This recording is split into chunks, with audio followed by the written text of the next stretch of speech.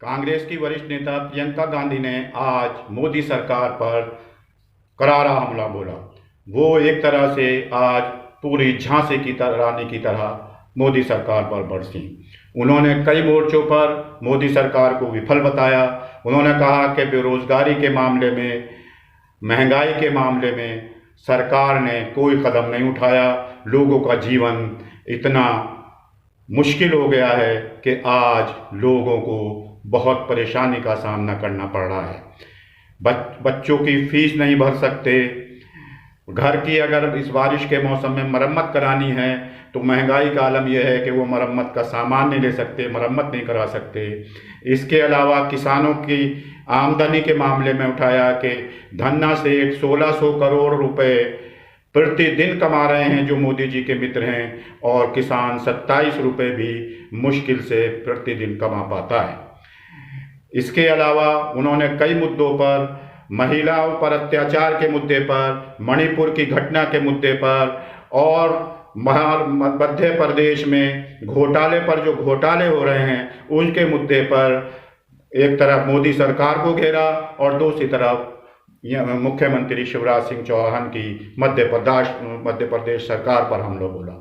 आप इस वीडियो में प्रियंका गांधी की रैली, जो जन आक्रोश महारैली के रूप में आज आयोजित की गई ग्वालियर में, जो ज्योतिरादित्य सिंधिया का गढ़ है, ज्योतिरादित्य सिंधिया का इलाका है, उसमें वो क्या बोली आप खुद इस रैली को सुन सकते हैं। इस वीडियो में उन्होंने ज्योतिरादित्य सिंधिया पर भी हमला बोला। उन्होंने यहाँ के मध्य प्रदेश के शिवराज सिंह चौहान पर भी कई तरह के हमले बोले। घोटालों के आरोप उन्होंने सामने रखे कि इतने घोटाले हो गए हैं कि उनको गिनना और याद रखना भी अब मुश्किल हो गया है। तो आप इस वीडियो में प्रियंका गांधी को सुनिए और देखिए कि किस तरह वो आज जनता से मुखातिब हैं और सरकार पर, मोदी सरकार पर और मध्य प्रदेश की सरकार शिवराज सिंह सरकार पर किस तरह से हमलावर है। सभी विधायकगण, नेतागण, महिला कांग्रेस, यूथ कांग्रेस, एनएसयूआई और सेवा दल के मेरे सभी साथी, सभी कार्यकर्ता, सब भैया बहनन, आपको हमारी राम राम। मैं आज ग्वालियर चंबल में आई के बड़ी खुशी भई। मैं पहले भी पीताम्बरा मैया के दर्शन को आई हती। मोई दादी इंदिरा जी आपके क्षेत्र में आई हती। उनने मोई रानी लक्ष्मीबाई की कहानी खूब सुनाई हती। मैं बचपन में तुम्हारे क्षेत्र की वीरता और साहस की कहानियां पतो है। इतने दूर दूर से आई मेरी बहनन और भैया, आप सब लोगों का धन्यवाद। देखिए, मैं यहाँ ग्वालियर आ रही थी तो मेरे कई साथियों ने मुझे मुद्दे भेजे कि कौन कौन से मुद्दे हैं जो ग्वालियर में, मध्य प्रदेश में महत्वपूर्ण है और मुझे भाषण में क्या क्या कहना चाहिए। जब मैं उन मुद्दों को पढ़ रही थी, उन सुझावों को पढ़ रही थी, तो मुझे लगा कि ज्यादातर नकारात्मक बातें थी और मेरे मन में ये बात आई कि क्या हमारी राजनीति आज सिर्फ आरोप और प्रत्यारोप में फंस गई है? क्या इससे आगे भी कोई राजनीति हो सकती है? इससे बढ़कर भी हम कुछ ऐसी बातें कर सकते हैं जो जनता की मतलब की बातें हों। देखिए, भारतीय राजनीति की नींव स्वतंत्रता के आंदोलन से में डली थी। स्वतंत्रता का जो हमारा आंदोलन था उसे सत्याग्रह का नाम दिया गया था। तो वो सत्य की लड़ाई थी। तो हमारी पूरी राजनीति की जो नींव है वो उसी लड़ाई में है, तभी डली। तो हमारी एक परंपरा रही है हमारे देश की कि हम नेताओं में सभ्यता, सरलता, सादगी और सच्चाई ढूंढते हैं। हम चाहते हैं कि ऐसे नेता हो जिनमें ये स्वभाव हो, और इसी के आधार पर दशकों के लिए हमारी राजनीति चली। लेकिन आज परिस्थितियां बदल गई हैं। आरोप प्रत्यारोप, एक दूसरे की बुराई, हम मंच पे आते हैं, आपको गिनवा देते हैं कि इनके क्या गुण हैं और अवगुण हैं, वो हमारे गिनवा देते हैं। और मुझे अक्सर लगता है कि इस बीच जो जनता के असली मुद्दे हैं वो डूब जाते हैं। आजकल शोहरत, बड़े बड़े बिजनेस वालों को देश की संपत्ति सौंपने की राजनीति, अहंकार की राजनीति चलती है। मैं भी जब यूपी गई तो मेरे साथियों ने बोला, दीदी बड़ी गाड़ी में बैठो। मैंने कहा क्यों? कहते भोकाल होना चाहिए। तो आजकल भोकाल की राजनीति है, शान शोहरत की राजनीति है, और कहीं पे बीच में जो जनता की समस्याएं हैं, जो सत्य है इस देश का, वो डूब रहा है। यहां खड़े होकर ये कहना बहुत आसान है, दूसरों की आलोचना करना बहुत आसान है। आखिर राजनीतिक सभ्यता को कायम रखने की सबसे बड़ी जिम्मेदारी किसकी होती है? प्रधानमंत्री की ही होती है। लेकिन 2 दिनों पहले की बात है, विपक्ष की बहुत बड़ी मीटिंग हुई। तमाम विपक्षी दल के बड़े बड़े वरिष्ठ नेता आए। उसी दिन या अगले दिन प्रधानमंत्री जी का एक बयान आया, और इस बयान में उन्होंने कहा कि जितनी भी विपक्ष के नेता हैं, जितने भी विपक्ष की पार्टियां हैं, एक झटके में प्रधानमंत्री जी ने जैसे सब धान 22 पसेरी सबको चोर बोल डाला। इतने वरिष्ठ नेता, अपने अपने प्रदेशों के प्रतिनिधि, बड़ी बड़ी पार्टियों के नेता, जिन्होंने आजीवन देश के लिए संघर्ष किया, जिनका देश प्रदेश में आदर है, जो जनता के मुद्दे उठा कर आगे बढ़े राजनीति में, उनका इस तरह का अपमान प्रधानमंत्री जी ने खुद कर दिया। और दूसरी तरफ देखिए, मणिपुर में 2 महीनों से पूरा प्रदेश जल रहा है, घरों में आग लगाई जा रही है, मार काट हो रही है आपस में, महिलाओं के साथ भयावह अत्याचार हो रहा है, बच्चों के सर पर छत नहीं रहे, और हमारे प्रधानमंत्री जी ने 77 दिन के लिए कोई बयान ही नहीं दिया इस पे। वहां पे एक्शन लेना छोड़िए, एक लफ्ज नहीं कहा। कल मजबूरी में, क्योंकि एक इतना भयावह वीडियो वायरल हुआ कि वो फिर चुप नहीं रह पाए, तो मजबूरी में कल एक बयान दिया, उन्होंने एक वाक्य बोला, और उस वाक्य में भी राजनीति घोल दी। उस वाक्य में भी उन्होंने उन प्रदेशों का नाम ले लिया जिसमें विपक्ष की सरकार है।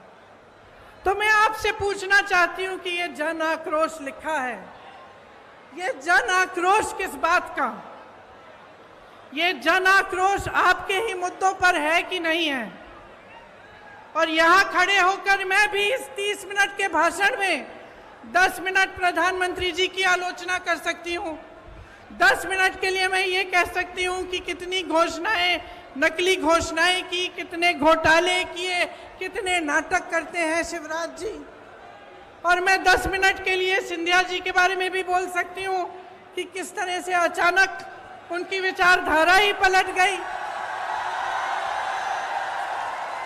लेकिन आज मैं यहाँ आपका ध्यान भटकाने के लिए नहीं आई हूँ। मैं आपके मुद्दों पर बात करने आई हूँ। और आज जो सबसे बड़ा मुद्दा है आपका, मैं जानती हूँ क्या है। महंगाई का मुद्दा है। सबसे बड़ा मुद्दा आज महंगाई है। और मैं सिर्फ सब्जी, फल, आटा, गेहूं, इस सब की मैं महंगाई नहीं कह रही हूं। ये तो है ही। जब टमाटर 150 रुपए में आप खरीद नहीं सकते तो ये तो है ही। लेकिन इस महंगाई से किस तरह आपकी कमर तोड़ी जा रही है उसकी बात कर रही हूं। मैं वो बात कर रही हूं कि जब घर में इतनी बारिश हो रही है, आजकल छत से कुछ पानी गिर रहा है, आपको मरम्मत करवानी है, वो मरम्मत महंगी हो गई है। आपको किसी के घर जाना है, कुछ ले जाना है उनके लिए, वो खरीदना मुश्किल हो गया है। आपके बच्चों की फीस भरना मुश्किल हो गया है। इतनी बारिश में जो बच्चे स्कूल पाठशाला तक जा रहे हैं, उनके लिए छाता खरीदना मुश्किल हो गया है। आपके पूरे जीवन पर एक बहुत बड़ा बोझ बन गई है ये महंगाई। तो ये सिर्फ टमाटर के भाव की बात नहीं है, ये बात आपके जीवन की है कि किस तरह आप गुजारा कर पा रहे हैं। मैं समझ नहीं पा रही हूं। मेरी बहनें यहां बैठी हैं, सबसे बड़ा बोझ इन पर है। समाज का बोझ, महंगाई का बोझ मेरी बहनें उठाती हैं सबसे ज्यादा। आज रसोई के लिए सामान खरीदना है, तेल खरीदनी है, वो भी नहीं मिलती। गैस का सिलेंडर मिलता तो था, उसमें गैस भरना ही मुश्किल हो गया है। आज आपको खरीदने जाना है तो 1000 रुपए से कम नहीं मिल रहा। बच्चों की परवरिश कैसे होगी? सुबह उठ के आप अगले दिन का सामना कैसे करते हैं? कोई बीमार पड़ जाता है तो घबराहट उनकी भी होती है और इस बात की भी होती है कि मैं दवाई कहाँ से खरीद के लाऊं। घर पे बीमार पड़ा है, लेकिन दुकान जाकर इतनी महंगाई है कि दवाई ही नहीं मिलेगी, मैं क्या करूं? आज ये है आपकी परिस्थितियां। तो इस बीच मुझे उचित नहीं लगता कि यहां आकर मैं फिजूल की बातें करूं, मैं दूसरों की बार बार आलोचना करती रहूं। मुझे ये उचित लगता है कि हर चुनाव में, हर प्रदेश में, हर गांव में, हर मोहल्ले में जब कोई नेता जाता है तो उसे जनता के मुद्दों पर बात करना पड़ेगा। उसको बताना पड़ेगा कि ये महंगाई क्यों है, कि महंगाई के साथ साथ इतनी बेरोजगारी क्यों है, कि एक ऐसी सरकार क्यों है आज हमारे देश में जिसने पूरी की पूरी देश की संपत्ति 1 या 2 बड़े बड़े बिजनेस वालों को बेच दी। जहां से आपको रोजगार मिलता था, उन कंपनियों को जब इन्होंने अपने मित्रों को सौंपा तो उनको मालूम होगा कि आप बेरोजगार होंगे। आपको रोजगार कहां से मिलता था? पीएसयू से मिलता था, बड़ी बड़ी जो सरकारी कंपनी थी उनसे मिलता था। आपको रोजगार खेती की कमाई से मिलता था, आपको रोजगार सेना से मिलता था, आपको रोजगार छोटे छोटे व्यापार से मिलता था। आज परिस्थितियां क्या हैं? जो बड़ी बड़ी कंपनियां हैं वो तो सारी सौंप दी इन्होंने अपने दोस्तों को। सेना की भर्ती का क्या किया? अग्निवीर का आप जानते हैं। आपका ये जो क्षेत्र है, ग्वालियर का क्षेत्र, रानी लक्ष्मीबाई जी का क्षेत्र है, यहां से तमाम वीर जवान जाकर हमारे सरहद पे खड़े होते हैं। आप जानते हैं सबसे अच्छी तरह कि जब से अग्निवीर की स्कीम आई और 4 साल की सेना में भर्ती कराई गई, तब से क्या स्थिति है? मैं कुछ हरियाणा के नौजवानों से मिली, उन्होंने मुझे बताया कि ट्रेनिंग से ही लोग वापस जा रहे हैं घर। तो कहते हैं कि हम इतनी ट्रेनिंग, इतनी कड़ी ट्रेनिंग कर किस लिए रहे हैं? हम इतनी कड़ी ट्रेनिंग इसलिए कर रहे हैं कि 4 साल बाद हम बेरोजगार होकर वापस आ जाएं। और जब घर आएंगे तो सरकार ने ये परिस्थितियां बना दी हैं कि घर पे भी किसानी से चाहे जितनी भी मेहनत कर लो, इतनी महंगाई है, इतनी मुश्किलें हैं कि किसानी से भी नहीं कमा पाएंगे, तो घर आकर क्या करेंगे? वहाँ भर्ती के लिए तमाम नौजवान पढ़ाई करते हैं, माँ बाप मेहनत की कमाई से उनके लिए पैसे इकट्ठे करते हैं, कोई 10,000 के ट्यूशन, कोई 20,000 के ट्यूशन करता है, और फिर देखिए पटवारी के इम्तिहान में किस तरह से घोटाला हो गया। तो इन चीजों का समाधान क्या है? आज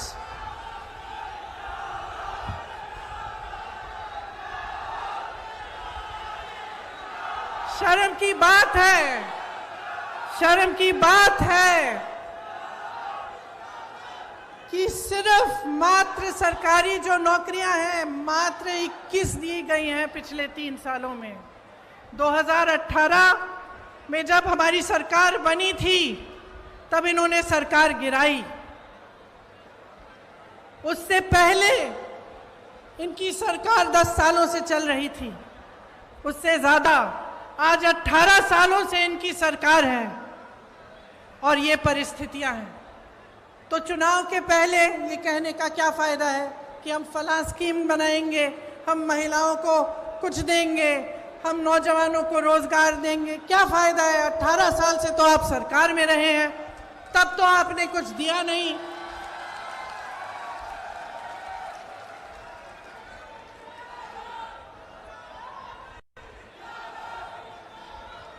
तो ये परिस्थितियां हैं, ये सच्चाई है।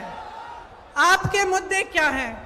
महंगाई है, बेरोजगारी है, जिस तरह से ये घोटाले पे घोटाला होता जा रहा है, जिसकी बड़ी लंबी लिस्ट है, यहाँ मेरे पास निकालते हूँ क्योंकि इतनी लंबी है कि इतने सारे याद भी नहीं रह पाते। खैर निकाल के बाद में बताऊंगी, दिख नहीं रही। तो इन्होंने इतने सारे घोटाले किए, कुछ नहीं छोड़ा, सड़कें नहीं छोड़ी, कुछ नहीं छोड़ा, भगवान की मूर्तियां नहीं छोड़ी महाकाल में।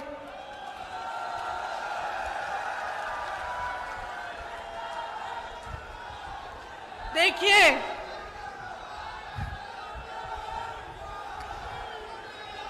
एक बात है, देखिए 2 बातें।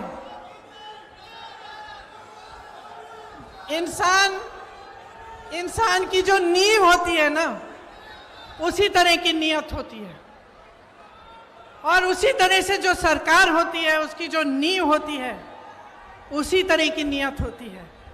ये जो सरकार इन्होंने हमारी सरकार गिरा के बनाई, इसकी नींव ही गलत थी, पैसों से खरीदी सरकार है। तो इसकी नियत, इसका नतीजा क्या है कि इसकी नियत ही खराब है। शुरू से सिर्फ लूट, सिर्फ घोटाले में ध्यान रहा है, ऊपर से 18 साल से सरकार चली आ रही है। अब आप बताइए, 18 सालों के लिए जिसके पास सत्ता होती है उसको क्या होता है? 18 सालों से सत्ता में रहने से अहंकार होता ही होता है, और इस कदर होता है कि जो आसपास के अधिकारी होते हैं, जो साथी होते हैं, वो भी सच्चाई नहीं बताते। तो 18 सालों में नेताओं की ये आदत अक्सर हो जाती है कि वो सोचने लगते हैं कि सत्ता तो हमेशा ही उनके साथ रहेगी, और जब हमेशा सत्ता साथ रहेगी तो काम करने की क्या जरूरत है भैया? कोई पूछने वाला तो है नहीं। जब समय आएगा ध्यान भटका देंगे, जब समय आएगा दूसरी बातें कर लेंगे जिससे जनता के जज्बात जुड़े हुए हैं। फिर से जनता भूल जाएगी कि महंगाई है, जनता भूल जाएगी कि बेरोजगारी से मर रही है, जनता भूल जाएगी कि किसान खेती नहीं कर पा रहा, कुछ खरीद नहीं पा रहा, पेट्रोल डीजल के दाम इतने बढ़ गए हैं, और फिर से हमें वोट मिल जाएगा। 18 क्या 5 साल और हम सत्ता में रहेंगे, हमें कुछ करने की जरूरत नहीं है। और आज मध्य प्रदेश में यही परिस्थितियां हैं। सत्ता की वजह से अहंकार है, सत्ता की वजह से आलस है, और सुन लीजिए, सत्ता का स्वभाव है कि वो इंसान की भी असलियत उभार देती है। ये सत्ता का स्वभाव है। आप सत्ता को एक नेक इंसान के हाथ में दो, वो भलाई करेगा, आपकी सेवा करेगा। आप सत्ता को गलत इंसान के हाथों में दे दो तो इसी तरह की लूट मचेगी जो आपके प्रदेश में आज मच रही है।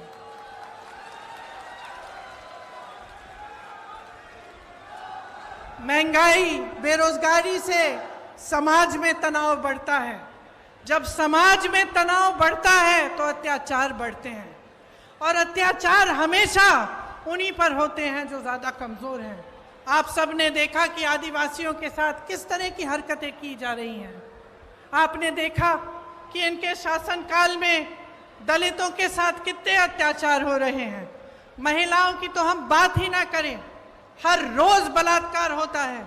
एक तरफ आपके अखबारों में बड़े बड़े इश्तिहार हैं इनकी सरकार के, और दूसरी तरफ ये खबरें कि किसी भाजपा के नेता के बेटे ने किसी के बलात्कार किया है, उसका आरोपी है, या फिर किसी महिला की छेड़छाड़ की है। तो ये परिस्थितियां हैं। अब आपको समझाना जरूरी भी है, लेकिन मैं जानती हूं कि सबसे ज्यादा विवेक जनता में होता है, सबसे ज्यादा। और मेरी समझ यह है कि जनता कभी गलत निर्णय नहीं लेती। जो भी निर्णय है उसका आदर लोकतंत्र को करना पड़ता है। तो अब समय आ गया है कि आप अपने लिए, अपने भविष्य के लिए एक बहुत बड़ा निर्णय करने वाले हैं। यह निर्णय क्या है कि अगले 5 सालों में क्या आप यही चाहते हैं जो आपने पिछले 5 सालों में देखा। और इस विषय में मैं आपसे पूछना चाहती हूं, मेरे नौजवान भाई बहन, बताइए आप में से कितनों को रोजगार मिला है?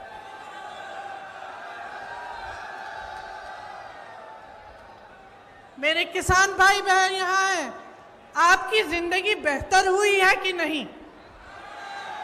नहीं हुई। 5 सालों में आपकी तरक्की हुई है कि नहीं? यहां व्यापारी होंगे, छोटे दुकानदार वाले भी होंगे, रेहड़ी पटरी वाले भी होंगे। क्या आपके जीवन में तरक्की आई है कि नहीं? आप कितनी मेहनत से कमाते हैं, कुछ नहीं बचता आपके पास। और जो आप पर सत्ता है, जो जिनके पास सत्ता है, जो आप पर राज कर रहे हैं, आलस के बावजूद घोटाले पे घोटाले कर करके कमा रहे हैं। बड़े बड़े आलीशान महल हैं उनके, बड़े बड़े बिजनेस वालों के साथ घूमते फिरते हैं, लेकिन आपके पॉकेट में, आपके जेब में एक पाई नहीं बचती। आज ये अभाव है तो इसलिए है क्योंकि आप जागरूक नहीं बने हैं। मैं आप ही को दोषी ठहराऊंगी कि आपकी जागरूकता में कमी है। आप नेताओं से सही सवाल कर नहीं रहे हैं। आप नेताओं से पूछिए कि इतने घोटाले क्यों हो रहे हैं, कि आपने 22,000 घोषणाएं की, उसमें से क्या आपने 2,000 भी पूरी की? आप क्यों नहीं पूछ रहे हैं कि ये 20-25 घोटाले, इनकी जो लिस्ट है ये हर रोज बढ़ती कैसी चली जा रही है? आप ये नहीं पूछते कि आपके लिए इतनी महंगाई, और इस देश के जो बड़े बड़े उद्योगपति हैं जिनको इन सरकारों ने आपकी संपत्ति दे दी है, उनकी कितनी कमाई है? मैं बताती हूँ। 1600 करोड़ रुपए एक उद्योगपति एक दिन में कमा रहा है, जिसको इस देश की संपत्ति दे चुके हैं। 1600 करोड़ रुपए एक दिन में, और इस देश का किसान एक दिन में 27 रुपए नहीं कमा पा रहा। तो आज मैं आपसे पूछना चाहती हूं, बदलाव चाहते हो कि नहीं चाहते हो? आप एक ईमानदार सरकार चाहते हो कि नहीं चाहते हो? आप इस सरकार को हटाकर एक ऐसी सरकार बनाना चाहते हो जो आपके लिए दिन रात एक करके काम करे कि नहीं? आज 1600 युवा बेरोजगार हैं प्रदेश में। 1600 युवा आत्महत्या कर रहे हैं बेरोजगारी की वजह से। युवा जो होता है वो आशा रखता है, महत्वाकांक्षाएं होती हैं उसकी, माँ बाप के लिए कुछ करेगा, कमाएगा, घर में जो बच्चे हैं उसकी परवरिश करेगा। आज वो सारे सपने तोड़ दिए हैं। क्या आप ऐसी सरकार चाहते हैं जो रोजगार दिलवाए, जो आपको मजबूत बनाए, जो मध्य प्रदेश के नौजवानों को अपने पैरों पे खड़ा करे कि नहीं? मैंने उत्तर प्रदेश में एक नौजवान से पूछा कि बेटा, ये जो राशन की बोरी तुम्हें दी जाती है, तुम्हें ये चाहिए कि तुम्हें नौकरी चाहिए? मैं सबसे पूछती थी, एक ऐसा नौजवान नहीं था जिसने कहा मुझे राशन की बोरी दो। एक नहीं था। जितने भी नौजवान थे, चाहे जितने गरीब हों, चाहे छोटे छोटे से घर में रहते हों, वो सब कहते थे हमें रोजगार चाहिए, हमें नौकरी चाहिए, हम अपने पैरों पे खड़े होकर अपने परिवार के लिए खुद कमाना चाहते हैं। और इस सरकार ने आपको निर्भर बनाने का काम किया है। आपको राशन पर निर्भर करेंगे या आपको अपनी फालतू की स्कीमों पर निर्भर करेंगे जिसमें आपको कुछ मिलता भी नहीं है, लेकिन आपको रोजगार नहीं दिलवाएंगे, आपको अपने पैरों पर खड़े होने का काम नहीं करने देंगे। इसीलिए कांग्रेस जो है वो आपके लिए कुछ वादे, कुछ गारंटी लाई है। जब मैं कहती हूं कि कांग्रेस गारंटी देगी, तो मैं इस आधार पर कहती हूं कि हमारी जहां जहां सरकारें हैं, वहां वहां हमने जो गारंटी दी वो निभाई जा रही हैं। चाहे आप मध्य प्रदेश में, चाहे आप कर्नाटका में, चाहे आप हिमाचल प्रदेश में, चाहे आप राजस्थान में देखें, तो जो वादे किए थे वो निभाए जा रहे हैं।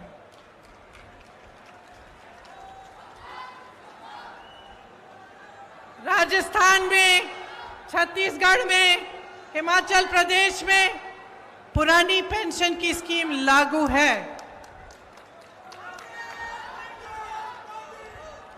जब आप सरकारी नौकरी लेने जाते हैं तो उसमें सबसे बड़ी चीज क्या होती है? जीवन के लिए सुरक्षा। मतलब कि नौकरी 20-25 साल नौकरी करने के बाद आपको पेंशन मिलेगा, आपको एक सहारा मिलेगा। वो सहारा आज नहीं मिलता सरकारी कर्मचारियों को। सरकार कहती है पैसे नहीं है इसके लिए। तमाम सरकारी कर्मचारी परेशान हैं। इनके पास बड़े बड़े उद्योगपतियों के लोन माफ करने के पैसे हैं, आपके पेंशन देने के पैसे नहीं हैं। इसीलिए जहां जहां कांग्रेस की सरकार है, वहां वहां पुरानी पेंशन आज लागू है, क्योंकि हम आपका आदर करते हैं। हम समझते हैं कि जो सरकारी कर्मचारी है, जो दिन रात सालों के लिए सेवा करता है, उसके लिए बुढ़ापे में भी सहारा होना चाहिए। और यहाँ पे भी एक घोषणा ये है, गारंटी, कि पुरानी पेंशन यहाँ भी लागू होगी। मेरी बहनों के खातों में हर महीने सीधे 1500 रुपए डाले जाएंगे। जो गैस का सिलेंडर आज आपको 1000 रुपए से कम में नहीं मिल रहा है, आपको 500 रुपए में दिलवाया जाएगा। 100 यूनिट बिजली आपको माफ होगी, मुफ्त में मिलेगी, और 200 यूनिट पर बिजली बिल आधी की जाएगी। जो किसानों के कर्ज माफ करने का काम हमने 2018 में शुरू किया था, वो नई सरकार अगर कांग्रेस की बनेगी तो उसे पूरा करेगी।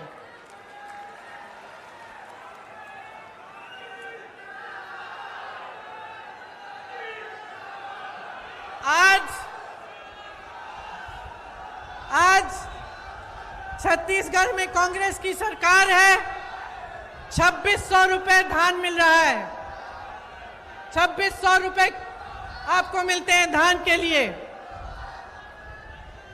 जहां पे हिमाचल में हमारी सरकार है, वहां जो वादे किए उनको पूरा करने का काम शुरू है। कर्नाटका में कहा था कि महिलाओं को बस में यात्रा मुफ्त में मिलेगी, आज महिलाएं मुफ्त में यात्रा कर रही हैं। तो इस बार मध्य प्रदेश में मुझे लगता है कि प्रचंड बदलाव की लहर है, और मैं आपसे आग्रह करती हूं कि प्रचंड बहुमत से आप इस बार कांग्रेस को जिताइए। एक ऐसी मजबूत सरकार बनाइए जो न खरीदी जा सके न गिराई जा सके, जो 5 सालों के लिए दिन रात आपके लिए काम करे और आपके ही भविष्य को मजबूत बनाए। एक ऐसी राजनीति लाइए अपने प्रदेश में जो आपके भविष्य को मजबूत बनाने के लिए आपकी समस्याओं को सुलझाने का काम करे। आपकी जितनी भी छोटी छोटी समस्याएं हैं और जितनी बड़ी समस्याओं से आप जूझ रहे हैं, उनको सुलझाने का काम पहले दिन से शुरू होना चाहिए। और कमलनाथ जी से मैं अपनी तरफ से एक छोटी सी मांग अपनी तरफ से भी करना चाहती हूँ। अभी रास्ते में मैं यहाँ आ रही थी तो कुछ मुझे दिव्यांग लोग मिले। उन्होंने कहा कि उनका पेंशन सिर्फ मात्र 600 रुपए है। तो मैं आपसे आग्रह करती हूँ कि आपकी जब सरकार बनेगी तो उनका पेंशन भी जरूर बढ़ाइएगा।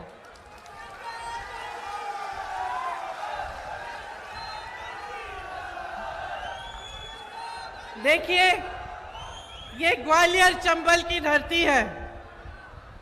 जैसे मैंने कहा, झांसी की रानी की धरती है। बड़े बड़े यहाँ से महापुरुष हुए, अपने क्षेत्र के लिए, अपने देश के लिए, अपनी जनता के लिए जी जान एक की। ग्वालियर चंबल बारे अब की जी मामा जी की भ्रष्ट सरकार बदलबे बारे है। बोलो, बदलबे बारे है ना? ठीक बोल रही हूं? और बोलूं आपकी भाषा में? एक बार हमारे संगे जोर से बोलो, भाजपा जाए बेबारी है, कांग्रेस आए बेबारी है। भाजपा जाए बेभारी है, कांग्रेस आए बेभारी है। और आप सबको धन्यवाद देना चाहती हूं कि इतने समय से आपने मेरा इंतजार किया, मेरी बातों को आपने ध्यान से सुना। मैं आशा रखती हूं कि आप इन बातों को भूलेंगे नहीं, और चाहे जिस भी पार्टी का नेता आपके सामने आए, मंच पे खड़ा हो, आप उससे ये जरूर पूछिए कि आपके मुद्दों पे बात करें और आपके लिए वो क्या करेंगे। तो आप सबको बहुत बहुत धन्यवाद। आपने देखा कि प्रियंका गांधी ने जहां एक तरफ मोदी सरकार पर हमला बोला और दूसरी तरफ मध्य प्रदेश की शिवराज सिंह चौहान की सरकार पर हमला बोला, वहीं पर उन्होंने एक स्वच्छ राजनीति को आगे बढ़ाने की लोगों से दरख्वास्त की, लोगों से कहा कि आप जागरूक होइए और ऐसी राजनीति लाइए जो आपकी अपनी समस्याओं को हल करने वाली हो, जो आपके हर मुद्दे पर आपके साथ रहे। ऐसी राजनीति का वातावरण बनाइए, ना कि ऐसी राजनीति कि वो आपकी जो सरकार बने वो सरकार आपकी तरफ ध्यान ही न दे। कि जिस तरह से राज्य की ये 18 साल की सरकार चल रही है, जिसने लोगों का, मध्य प्रदेश की जनता का जीना मुहाल हो गया है। इस वीडियो में मैं मुफीज़ जिलानी आपसे अब इजाज़त चाहता हूँ, इस रिक्वेस्ट के साथ कि आप हमारे इस चैनल को ज़्यादा से ज़्यादा सब्सक्राइब करें, बेल आइकॉन दबाना ना भूलें, हमें फॉलो करें और इस वीडियो को ज़्यादा से ज़्यादा लाइक करें, शेयर करें। शुक्रिया।